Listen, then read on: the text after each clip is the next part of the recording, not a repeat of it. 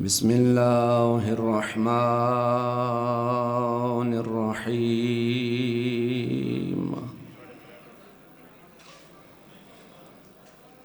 الحمد لله رب العالمين والعاقبة للمتقين. الصلاة والسلام على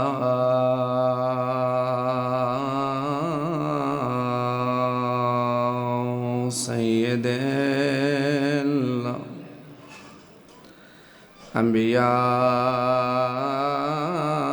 الأنبياء والمرسلين صلوات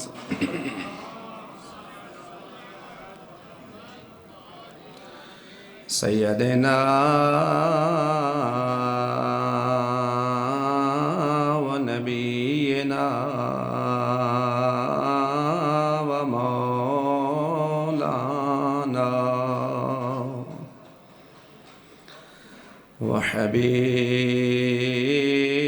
وحبيب قلوبنا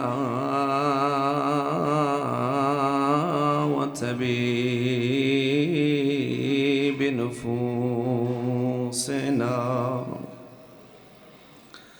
وشفيع ذنوبنا أبي القاسم محمد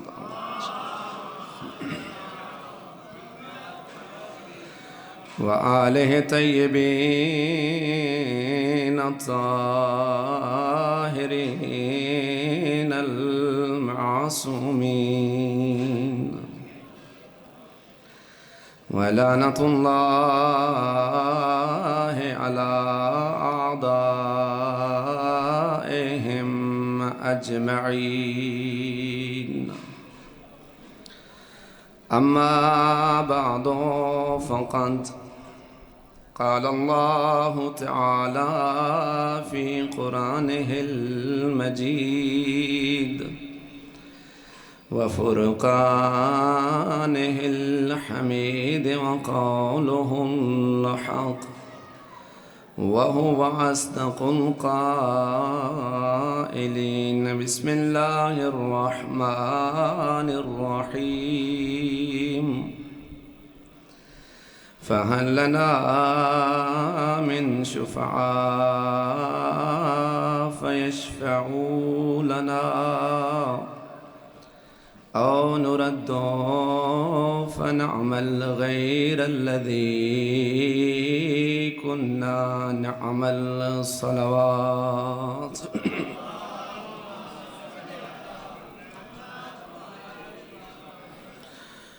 سامعین محترم، حاضرین مجلس، کوئی زیادہ طولانی گفتگو نہیں، بس مختصر وقت دے اندر کوشش کرے ساں جو اپنے موضوع مکمل کرنا، لیکن شرط یہ ہے جو تسے بھی میرے نال نال ٹر دے راس ہوتا ہے. مل کے صلوات پڑھو محمد و آل محمد ذات.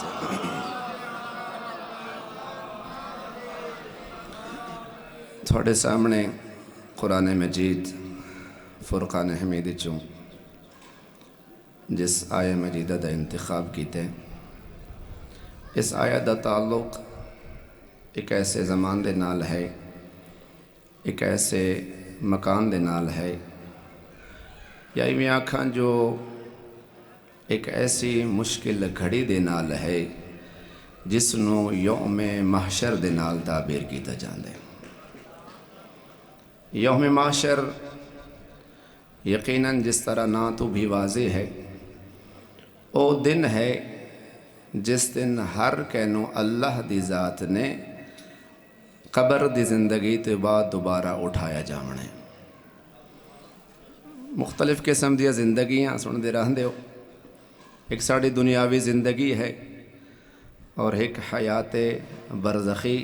بعض علماء دے مطابق، اور ایک ہے حیات ابدی جڑی اسی زندگی گزار رہے، اے عارضی زندگی ہے. جڑی محشر تو بعد زندگی آمنی ہے وہ ہمیشہ والی زندگی ہونی ہے۔ تو میدان محشر وہ دن ہے جس دن اللہ دی ذات نے ہر کسی نو دوبارہ اٹھاونا ہے، اور وہ دن میں آکھے مشکل گھڑی، وجہ کیا ہے؟ قرآن آدھا ہے جو اس دن نفسا نفسی دا عالم ہونا ہے۔ اگر اس کا اپنی زبان آسان جے ترجمہ کیتا جاوے تو یہ بنتا ہے جو اس دن اتنا اوکھا وقت ہونا ہے جو ہر کو صرف اور صرف اپنی ذات دی فکر ہونی ہے۔ قرآن آدھا ہے جو اپنے علاوہ کسی بہن بھیرا دا، کسی مومن بھائی دا، کسی اپنے قریبی ترین رشتہ دار دی کسی نو کوئی فکر نہیں ہونی۔ ہر بندے نو صرف اور صرف اپنی ذات دی فکر ہونی ہے۔ بلکہ میں تو یہ آخدا رہنا جو او ماں جڑی ساری زندگی جندے لباں تے ہکو دعا راندی ہے، میرے اللہ بے شک میری اولاد دے تمام دکھ تو مینوں دے دے، لیکن میرے اللہ میری اولاد نو سکھی رکھ۔ اور او باپ جڑا ساری زندگی خون پسینے دے نال کما کما کے جوان نو اولاد نو جوان کردا ہا، میدان معاشر اے ماں اور او باپ بھی اپنی اولاد تو دور بھاگ رہے ہو سننا۔ وجہ کیا ہونی ہے؟ جو اس دن ہر بندے نو اس گل دی فکر ہونی ہے، متا کوئی اپنے کسی حق دا مطالبہ میرے تو کر گھنے۔ دنیا تے جیڑے اسی حقوق ادا نہیں کر سکے، باپ نو یقیناً فکر ہو سی جو میری اولاد ڈھیر ساریاں ذمہ داریاں جڑیاں میں ادا نہیں کیتیاں، جی میں شریعت دا حکم ہے جو باپ دی ذمہ داری ہے پتر دا نام بھی سونا رکھے، اس نو ادب بھی سکھاوے، اس نو قرآن دی تعلیم بھی سکھاوے۔ اور اگر کوئی والدین اپنے فریضہ پورا نہ کریں تو مڑ جدہ محشر دا میدان ہونا یقیناً پوچھیونا یا نہیں پوچھیونا؟ حق بندہ جو اللہ دی ذات پوچھ جو تیری جو ذمہ داری ہے تو پتر دا نام بھی سونا رکھنا ہے، تے پتر کو ادب و تہذیب بھی سکھاونی ہے، تے پتر کو قرآن دی تعلیم بھی دیونی ہے۔ اگر بندے نے کم انجام نہ دیتے ہوں تو یقیناً پتر گریباں تے پکڑ کے آکسی میں ربا تیرا جو ذمہ داری بندی ہے میں تا نادان ہاں چھوٹا ہاں تے اپنا حق ادا نہیں کیتا، آج اگر میری مشکل ہے تو ذمہ دار بن دے ہاں۔ اس طرح اولاد کولوں بھی پوچھا جانا ہے، زیادہ تفصیل دا وقت نہیں۔ بھئی ہر بندہ اس وقت پریشان حال ہونے، جڑی میں آیت پڑھی ہے نا، اس آیت دے اندر اسی مشکل وقت دے اندر ہر بندے نے دو خواہشاں کرنی ہیں۔ جدہ یہ اوکھا وقت ہونے نا، وہ مقام تے ہر بندے نے دو خواہشاں کرنی ہیں،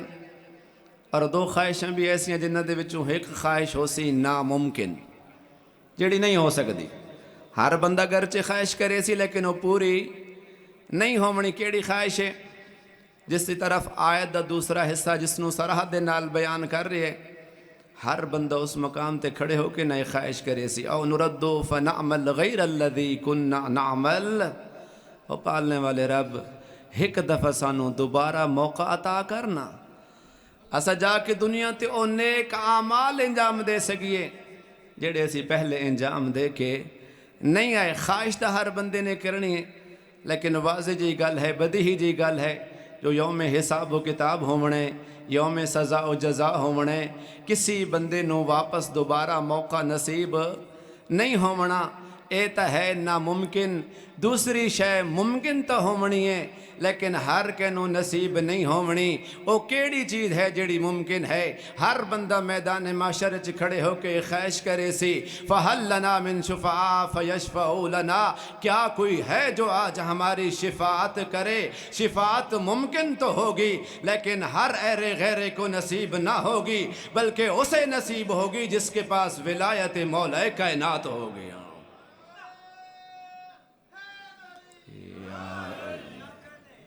شفاعت ممکن تو ہونی ہے، ہر بندے نے خواہش بھی کرنی ہے، لیکن ہر کہندے حق شفاعت ہونی نہیں۔ دے واسطے ضروری ہے جو مولا دی محبت ہو، ولایت رکھدا ہوئے۔ اور میں اپنی مرضی دلال نہیں کہہ رہا، اللہ دی ذات نے قرآن دے اندر جڑے ارشاد فرمائے نا لا یملکون شفاعت الا من اتخذ عند الرحمن عہدا، کہ شفاعت ہر کہندے واسطے نہیں، انہاں دے واسطے ہے جنہاں دے کول عہد الہی ہون ہے۔ قرآن اگرچہ بیان نہیں کیتا جو اس عہد تو مراد کیا ہے، اور سارے جان دیو جداں کسی مقام تے قرآن سامت رہوے نا، والقانون کیا ہے ساڑھے مذہب دا، والقرآن سامت تو بجائے قرآن ناطق دی در تے جان دے ہاں، اس گھر دی طرف رجوع کر دے ہاں جنہ دے گھر اچ قرآن نازل ہوئے نا، جنہ دے بارے قرآن دے عام ہستیاں تنی الراسخون فی العلم دا مستاق جڑن، جنہ دے بارے قرآن دے فصلوا اہل ذکر ان کنتم لا تعلمون۔ اگر کسی شاید علم نہ ہوئے تا اپنی عقل نہ جھاڑے کرو، بلکہ انہاں دے کنو پوچھو جڑے جان دن، اہل ذکر دے کولو پوچھو، اس در دی طرف جانا چاہیے۔ بلکہ اگر تھوڑی توجہ میرے نال ہوئے جملہ تبدیل کراں، بھائی اس گھر دی طرف رجوع کریے جس گھر دے اندر قرآن نازل ہوئے، نہ فقط توجہ میری جانب ہونی چاہیے، اس گھر دی طرف رجوع کریے جس گھر دے اندر سارے ہی قرآن رہندے ہوئے، کوئی نبی دی شکل اچ قرآن، کوئی علی دی شکل اچ قرآن، کوئی بی بی طاہرہ سلام اللہ علیہ دی شکل اچ قرآن، کوئی حسن و حسین دی شکل اچ قرآن۔ چلو تھوڑی توجہ میرے نال ہوگی تو جملہ ایک اور بھی ودھا دے ماں، ہن ذرا خود سوچو جس گھر اچ سارے ہی قرآن رہندے ہوئے اس گھر دا کیا مقام ہو سی ہاں۔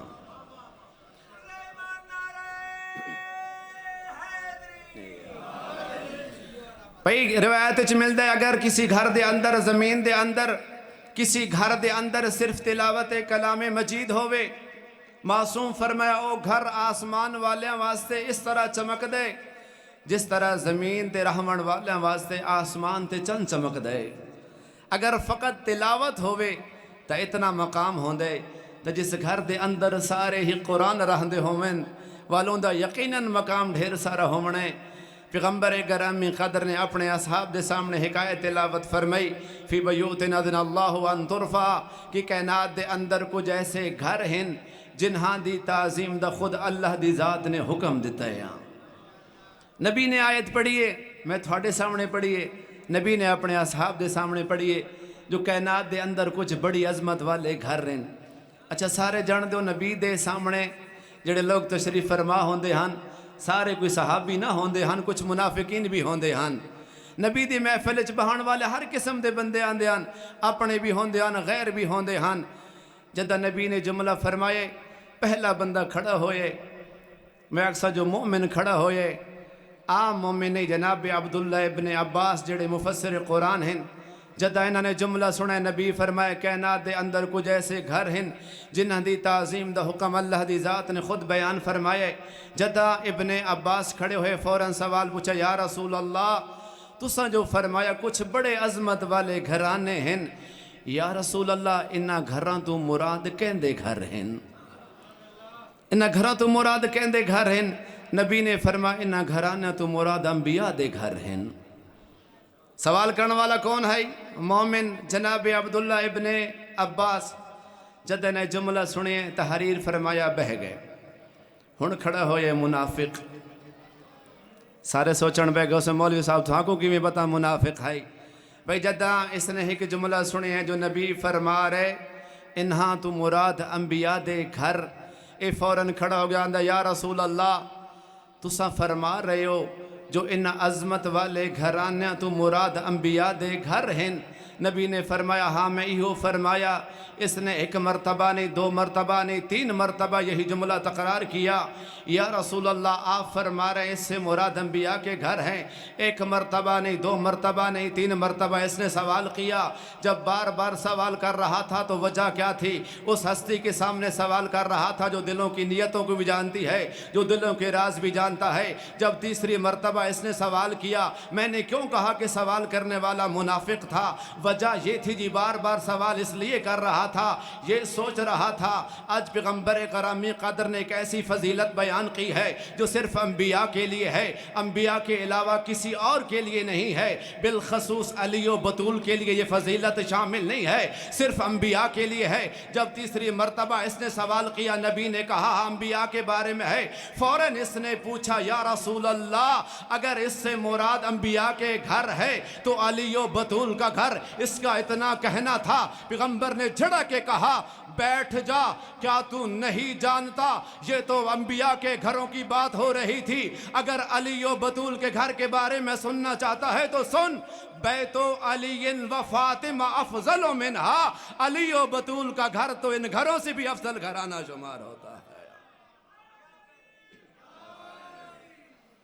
فرمایا یہ گھرانے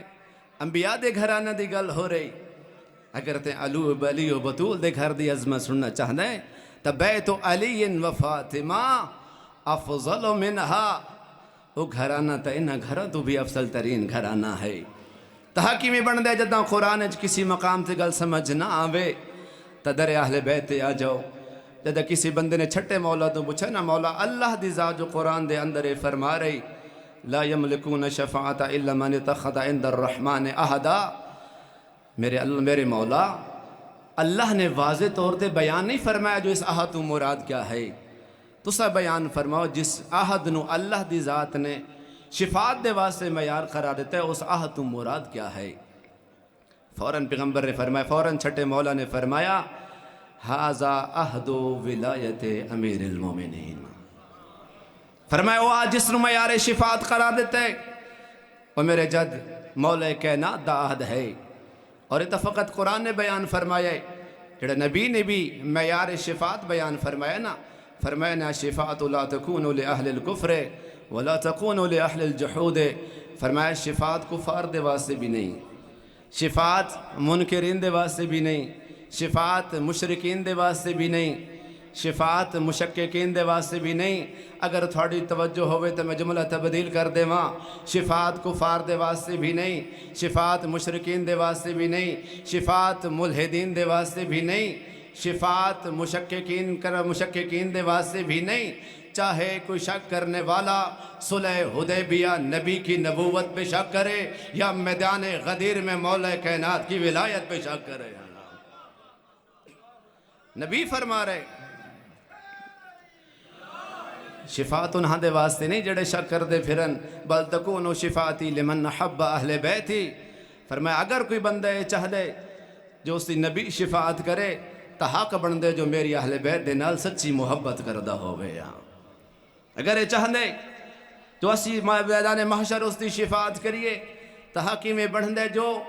اہل بیت دے نال سچی محبت رکھدہ ہوئے۔ خوش نصیب ہے او بندہ جڑا مولا نو اپنا مولا مندہ ہوئے، جڑا مولا نو اپنا مولا دی ولایت نو مندہ ہوئے۔ توحید بھی ضروری ہے، توحید دے بعد رسالت بھی ضروری ہے، رسالت دے بعد امامت بھی ضروری ہے، ورنہ توحید و رسالت مکمل نہیں ہو سکتے۔ کئی بندے تھروں کے سوال کر دیں کیا وجہ ہے اللہ دی ذات نے مولا دی ولایت نو ہی کیوں معیار شفاعت قرار دیتا ہے یہاں؟ کئی بندے سوال کر دیں آخر وجہ کیا ہے؟ میں تیوی آہدرانا وجہ اے ہے جو مولا دی ولایت و محبت تمام عبادت دے اندر اوہ حسیت رکھ دیئے جیڑی حسیت جسم دے اندر روح دی ہون دی ہے۔ اگر یہ نہ ہوئے تو سمجھو تھوڑی عبادت دے اندر روح ہی نہیں، اپنی مرضی دے نال گل نہیں کر رہا۔ پیغمبر گرامی قدر نے خود جملہ فرمایا ہے نا کدے اپنی عبادت دے غرور نہ کیتے کرو۔ معصوم نے خود فرمایا لو ان عبدا عبد اللہ مثل مقام نوح فی قومہ، اگر کوئی بندہ اتنی عبادت کرے جتنی نوح علیہ السلام نے اپنی قوم میں رہ کر کی، فقط اتنی عبادت نہیں، پھر فرمایا وَلَوْ كَانَ عِنْدَهُ مِثْلُ أُحُدٍ ذَهَبًا فَأَنْفَقَهُ فِي سَبِيلِ اللَّهِ، اگر اس کے پاس جبل احد جتنے سونے چاندی کے پہاڑ ہوں سارے راہ خدا میں خرچ کر دیں اور اللہ کی ذات اس کی عمر 1000 سال بڑھا دے، ہر سال جا کر پیدل حج بھی کرے اور حج کرنے کے دوران صفا اور مروہ کے درمیان سعی کرتا ہوا قتل ہو جائے، مظلوم مارا جائے، ناحق مارا جائے، پیغمبر گرامی قدر فرما رہے اگر کوئی بندہ اتنی عبادتوں کے بعد بھی اس حالت میں میدان معاشر میں حاضر ہو ثم لم یوالیک یا علی لم یشم راحت الجنہ، اگر اتنی عبادتوں کے باوجود بھی اگر آپ کی ولایت لے کر نہ آیا تو فرمایا جنت میں جانا تو دور کی بات ہے، جنت کی خوشبو بھی نہیں سو سکے گا۔ فرمایا اگر کوئی بندہ مولا دی محبت و ولایت نہ لے کے آوے، اور اس واسطے روایات بہت ساری، اگرچہ میرا موضوع نہ ہے ہو، بہت ساری روایات مل دیاں جو اگر کہہ دل تے سچی محبت و ولایت ہووے تو ان دا اثر کیا ہو سی۔ بھئی چلو ایک معصوم دے کھور جملہ بھی، معصوم کیا فرمائیں دن مولا دی محبت کوئی عام شے ہے، یہ کوئی عام نیکی ہے، بلکہ بعض روایت مل دیاں حب علی حسنات لا تضر معه سیئات۔ اس حدیث کے بارے بڑی غور کرنی ہے۔ نبی فرما رہا اگر کسی بندے دے دل دے اندر مولا دی محبت ہووے تو ول برائیوں کو نقصان نہیں پہنچا سکتی۔ حدیث سے پیاری ہے نا جی، کہ مولا دی محبت و ولایت اگر ہووے بندے دے دل دے اندر کوئی برائی نقصان نہیں پہنچیں دی، تو کیا مطلب ہے بندہ بے شک گناہ کردہ پھرے۔ معصوم جو فرما رہا اگر مولا دی محبت موجود ہے، یا ایک اور روایت فرمایا مولا دی محبت گناہوں کو اس طرح کھا جاندی جس طرح خشک لکڑی نو اگ ختم کر چھوڑے دے۔ بھئی ساری حدیث اپنے مقام تے، کیا مولا دی محبت ہووے تا بندہ گناہ کردہ رہوے؟ تاخر معصوم کیا فرماونا چاہ رہے؟ معصوم بڑے اچھے انداز نالے فرماونا چاہ رہے کہ جد اساں اے فرمائے دے نا جے علی دی محبت ہووے تا ول کوئی گناہ نقصان نہیں پہنچاندہ، مطلب اے ہوندے جو اے ہو نہیں سکدا بندے دے دل دے اندر علی دی محبت بھی ہووے تے شیطان دی محبت بھی ہووے، اے دو میں چیزاں اکٹھیاں نہیں ہو سکدیاں۔ اگر کوئی بندہ مولا دی محبت دل دے اندر رکھ دے ہوئے گناہ دی طرف راغب ہے تو اندہ مطلب ہے محبت سچی نہیں ہے۔ اگر سچی محبت ہویا یقیناً وہ محبت گناہ میں تو دور کرے ہاں، اگر نال گناہ بھی کر دے تو ایک دل دے اندر رحمان اور شیطان دی محبت اکٹھی نہیں ہو سکتی۔ لہٰذا جڑے معصوم اور قرآن فرما رہے جو اگر کوئی بندہ چاہتا ہے جو اسی ان دی شفاعت کریے تو ضروری ہے ساڑھی محبت دل تے لے کے آوے، اس سے بغیر کوئی چارہ نہیں۔ شفاعت لمن احب اہل بیتی ان دے واسطے، اور یہ عظیم ہستیاں نے نا جدہ بھی اللہ تو کچھ منگے اپنے واسطے کدی کچھ نہیں منگیا۔ ان عظیم ہستیاں نے یقیناً اپنے واسطے کدی کچھ نہیں۔ میں قرآن دی مشہور آیت قل لا اسألکم علیہ اجرا الا المودۃ فی القربہ، سارے کو یاد ہے نا آیت؟ نبی جو فرما رہے میں محبت و مودت اہل بیت علاوہ تھوڑے تو کچھ نہیں منگدا۔ ایک چھوٹا جا سوال کردہ مدرسے دا پروگرام ہے، خدا نے توفیقات جزافہ فرماوے، اس مدرسے نو ترقیوں کا مولا عطا فرماوے۔ بھئی نبی جو فرما رہے میں تھوڑے تو فقط ایک اجر منگدا،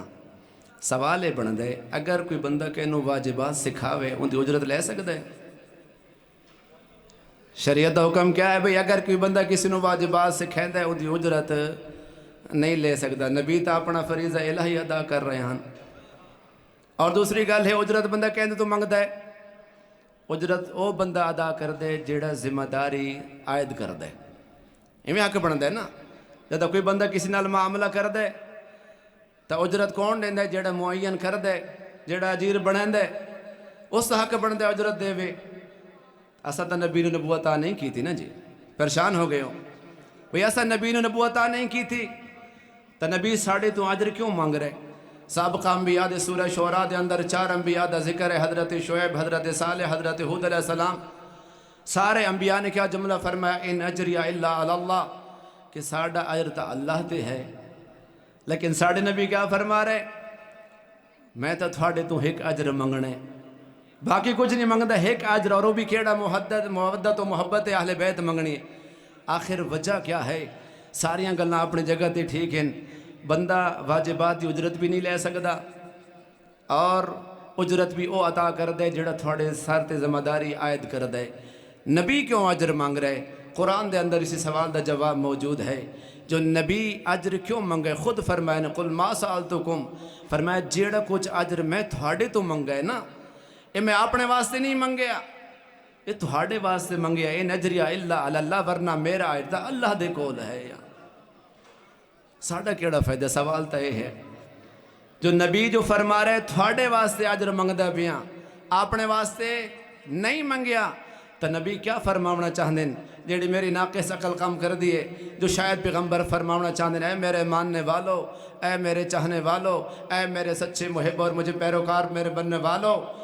میں نے آپ لوگوں کو واجبات ادا کرنے کا طریقہ بھی سکھایا، آپ کو محرمات سے بچنے کا طریقہ بھی سکھایا، لیکن اگر آپ نے کوشش کے باوجود بھی اگر کوئی کمی کوتاہی رہ گئی تو آپ نے پریشان نہیں ہونا۔ ایک چیز آپ کے ذمے، دوسری چیز کی میں محمد ضمانت لیتا ہوں۔ اللہ کے زبانی خدا پیغمبر فرما رہے کہ میں ضمانت لیتا ہوں۔ کون سی چیز؟ فرمایا آپ میری اہل بیت کی مودت و محبت لے کر آئیے گا، آپ کی شفاعت کی ذمہ داری مجھ محمد کے اوپر ہو گیا۔ نبی اگر یہ فرماونا چاہ دے، شان تا وجہ ہے نبی یہ فرماونا چاہ رہے جو تساں تھوڑی ذمہ داری یہ بن دیئے جو میری آل دے نال سچی محبت لے کے آنی ہے۔ اور میں آکھے جو انہاں ہستی نے جدن بھی کچھ منگے ہے نا، اپنے واسطے کچھ نہیں منگے، ہمیشہ امت دے واسطے منگے۔ بی بی طاہرہ سلام اللہ علیہا دا جدہ عقد ہوئے، سارے جان دے خاتون دے کل سب تو عظیم جڑا حق ہوندے وہ حق مہر ہوندے۔ جدہ نبی نے اپنی دھی زہرا دا عقد کیتے نا، کچھ درہم و دینار معین فرمائے، میری آقا زادی بابا دے کول آ گئے۔ آقا دن بابا تو سا میرا حق مہر درہم و دینار معین فرمائے، لیکن بابا میری ایک چھوٹی جی عرض ہے، بابا میں چاہ دیا جو میرے واسطے میرا حق مہر درہم و دینار نہ ہوئے۔ پوچھنے میری بیٹی سے کیا چاہندے ہو؟ فرمایا اے بابا میں چاہندیاں جو اللہ دی ذات میں نو حق شفاعت عطا کرے، میں کل محشر دے دن تھوڑے گنہگار امتیاں دی شفاعت کر سکاں۔ اور روایت مل دی جدہ بی بی نے جملے فرمائے، فوراً جبرائیل نازل ہویا، وقانا عندہو، فرمایا قطعۃ من الحریر، جدہ جبرائیل نازل ہوئے انہوں دے کول ایک حریر دا ٹکڑا ہا جندو دے لکھا ہویا ہا لقد جعل اللہ مہر فاطمہ شفاعت المذنبین من امت ابیہا، اے بطول آپ نے مانگا ہم نے آپ کو عطا کر دیا۔ یہ عظیم حق اور یہ وجہ ہے پنجویں مولا فرمائے نے جدہ میدان محشر ہونے نا، میدان محشر دے اندر جان دے ہر بندی دی پیشانی تے لکھا ہونے کہ حاضر محبن، حاضر آئسن، حاضر کافر، مختلف تعبیرات مل دین علماء کرام دیا۔ فرمایا جدہ لفظ لکھے ہونے ایک ایسا شخص جڑے بے شک زہرن گنہگار ہو سی، صلوات پڑھو محمد و آل محمد۔ فرمایا جدہ ایک بہت گنہگار شخص جندے واسے اللہ دی ذات نے جہنم دا حکم صادر کیتا ہو سی، جدہ جہنم والے پاسے وہ جا رہے ہو سی نا، میری آقا ذاتی دی نگاہوں دی پیشانی تے پہنی ہیں، ان دی پیشانیوں تے لکھے ہو سی حاضر محبن کہ اے تا آل محمد نال سچا محبت کرن والا ہے۔ سمجھ دے جدہ بی بی ان دے چہرے والے پاسے دیکھ سی، بی بی فوراً اپنے پروردگار تو عرض کرے سن، میرے اللہ تے میرا نام فاطمہ رکھا ہا اور تے میرے نال وعدہ فرمایا ہے فاطمہ تیرے تے تیرے منن والیاں تے جہنم دی اگ نو حرام کر چھوڑے ہیں۔ میرے اللہ یہ میرا محب ہے، اے جہنم جا رہی ہے۔ اس وقت آواز قدرت آسی، اے فاطمہ تے سچ فرمایا تو صدیقہ ہے، میں تیرا نام فاطمہ اس واسطے رکھا ہا جو تیرے تے اور تیرے منن والے واسطے جہنم دی اگ نو حرام کر چھوڑے۔ پھر بی عرض کرے سن، میرے اللہ پھر اندے واسطے جہنم دا حکم کیوں ہے؟ آواز قدرت آسی، اے زہرا وجہ یہ ہے جو آج میدان معاشرے چا ہر کوئی موجود ہے، میرے انبیاء بھی موجود ہیں، صالحین بھی موجود ہیں، ہر کوئی موجود ہے نا، میں آج چاہنا سارے دے سامنے تو میرے سے گنہگار بندے دے حق چ مطالبہ کرے، تو میرے حق چ حق شفاعت منگے، میں تیری شفاعت نو قبول کر کے ان سارے نو تیرا مقام بیان فرماواں۔ میں چاہنا جو تیری عظمت تیرے مقام نو واضح کراں۔ میں اکثر میرے اللہ کیا وجہ ہے جو تو میدان محشر دے اندر بھی اپنی اس کنیز خاص دے مقام نو بیان کرنا چاہنے؟ عجب نہیں آواز آوے جو میری کنیز خاص جتنی بھی عظمت والی ہے نا،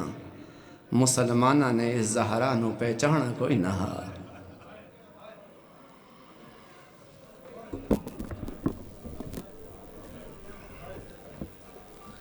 آواز قدرت آسی وجہ یہ ہے جو میں چاہنا جو آج اپنے اس کنیز خاص دا اس میدان محشر دے اندر تعارف کراما کیوں جو اس بی بی نو لوگاں نے پہچانا نہیں میں تا اندر نا اگر پہچانا ہووے ہا نا بی بی دی حالت نہ ہووے ہا جندے بارے روایت مل دیئے جو بابا دے ٹھور ونجن دے بعد میری آقا ذاتی دی کیا حالت ہے ما زالت بعد ابیہا معصبت الراس بی بی اسماء بنت امیس نے روایت نقل کی تھی کہ بابا دے ٹور ونجن دے بعد میری آقا ذاتی دی کیا حالت ہوندی ہے ہر وقت پیشانی تے موت دی پٹی ہووے ہا باقیت العین اکھیں چے آنسو جاری ہوویں ہا محترقت القلب جگر پارا پارا ہا عزادارو بڑا اوکھا جملہ اگلا روایت دا سارے جان دو نا بی بی دی عمر کتنی ہے عمر تا 18 سال ہے لیکن اتنی زخمی ہے بطول اتنے ظلم ڈٹھے اس روایت آندی ہے عمر تا 18 سال ہے منحدت الرکن کمر جھک گئی اجرکم الزہرا عمر تا 18 سال ہے اور جڑا اگر روایت جملہ عزادارو اتنے زخمی ہن میرے آقا زادی میں آپ جملہ پڑھے شیخ عبد زہرا القابی نے جملہ لکھے وعدن اتنے زخمی ہے بطول جو اپنے گھارے ٹورو نہ سکدے ہن فرمایا جداں ٹورنا ہووے حسن حسین نو حقل مارے نا اما فضہ نو حقل مارے نا میں نو سہارا دینا اور روایتاں جدہ گھر چ کوئی موجود نہ ہووے ہا ہن میری آقا زادی کی میں ٹور دے ہاں جڑے سید بیٹھے ہو میں نو معاف کرے سو روایت آندی ہے متکئن علی الجدار دیواراں دا سہارا لے لے کے بتو اجرکم اللہ اجرکم اللہ بی بی دی حالت ہوئی کیوں بس ایک جملہ مصیبت دا پڑھنے جدہ مسلمانہ نے آکے نا رسول دی دھینو اجر رسالت دیتا ہے کچھ اس انداز دے نال اجر رسالت دیتا نے جو روایت آندی ہے ایک پاسے جلدہ ہویا دروازہ ہا بے پاسے پتھران دی دیوار ہائی آدھے چے مادر حسنین ہائی میرا پڑھنا سوکھ ہے تھوڑا سننا سوکھ ہے آنا ذرا مدینے دے اندر اس اولاد دا کیا حال ہو سی جن دے سامنے انہاں دی ماں تے ظلم ہو رہے ہوئے روایت مل دیئے جدہ بی بی تے ظلم ہو رہے ہانا ایک پاسے بی بی تے ظلم بے پاسے علی دے گل چ رسیاں مولا فرمیندے نساں کئی ویلے اماں دے کول بھج کے آدے ساں کئی ویلے بابے دے پاسے جاندے ساں عزادارو جدہ اے حالت بنی ہے نا ایک جملہ جڑا میرے وعد دے اندر پڑھے کہ اتنا بغض آئی نا لوگانوں اہل بیت دے گھرانے دے نال جدہ ایک کمینے شخص نے ویکھے نا جو ایک پاسے دروازے بے پاسے دیوار ہے روایت آندی رکل البابا برجلے ہی عزادارو اس انداز دے نال اس نے دروازے نو پیر دے نال ٹھوکر ماریے عزادارو جدائی نے ٹھوکر ماریے بطول زخمی ہو کے خاک تے جھڑ بھئیے تے رو رو کے آدھی آئی اماں فضا میں نو سہارا دے میرا محسن مارا آدھی آئی اماں فضا میں نو سہارا دے میریاں پسلیاں ترٹ گئیاں تھوڑے کوئی پتھر دے دل تا نہیں عزادارو رو رو کے آدھی آئی اماں فضا میں نو سہارا دے میرا بازا زخمی ہو عزاداروں کاش تھئی مصیبتاں مکھ ونجنا سینہ رویا ہن روایتاں دیئے جداں زخمی بطولانا خاک تے جھڑے ہویان فدخل فلانون خدائی کمینے تے لعنت کریا جدائی نے ویکھیا زخمی بی بی خاک تے جھڑی ہوئی بھاد شولے اس نے کوئی عجیب رنگ دے نال ظلم کیتے کیا ظلم کیتے صفق علی خدہا اس انداز نال اجر رسالت دتے رو رو کے آدیو سی بابا آوے کدھی تماچے اجرکم اللہ بس ایک آخری جملہ ہے میں چاہنا جو ہر رکھ عبادت کر لوے عزادارو جتنے بھی زخمیان جدہ بی بی اٹھے کوئی ایسی محافظ امامت ولایت زان سب تو پہلے اپنے سارے دکھ بھول کے آدھی اماں فضا میرا شوہر علی کن گیا ہے جدہ بی بی فضا نے اشارہ کیتے کیا ڈٹھنے علی دے گلچ رسیاں عزادارو بطول سارے دکھ بھول گئی ہے جلدی نالا کے علی دے دامن چاہت پائے جدا ہاتھ پائے ایک کمینے دی آواز آئیے کن فوز جلدی کار ایندہ ہاتھ چھڑا عزادارو اس انداز نال انہ ہاتھ چھڑائے جب تک جیندی رہیے سجے ہاتھ نال تسبیح نہیں پڑھ سکتی اجرکم اللہ زدارو جدہ کوشش کی تھی اپنے وقت امام نو بچاوے لیکن جدہ مسلمانہ نے نہیں چھوڑا میں آندھا یقیناً بابا دی کمیز سر تے رکھیو سے بابا دی قبر تے آئیو سے سارے وہ دکھ سنائیو سے جدہ بابا دی قبر تے آئیو سے رو کے آکے اس نے بابا غصبو حقی فصبر تو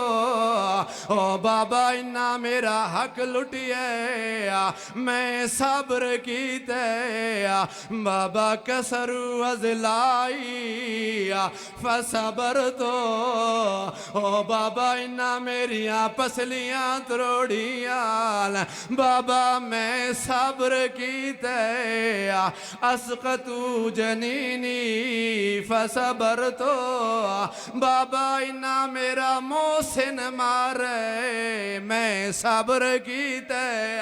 او بابا ویک ہن میرے علی نو قتل کریں دینا بابا میں علی دا قتل برداشت نہیں کر سکدیا عزادارو روایت آن دیئے بی بی نے اپنے والاں چے ہاتھ رکھے فرمایا نے میرے ابن امنو چھوڑ دیو نہیں تا میں سر دے وال کھول دے سا عزادارو علامہ ملک اجاز جملے نا او پڑھ دے ہوندے نا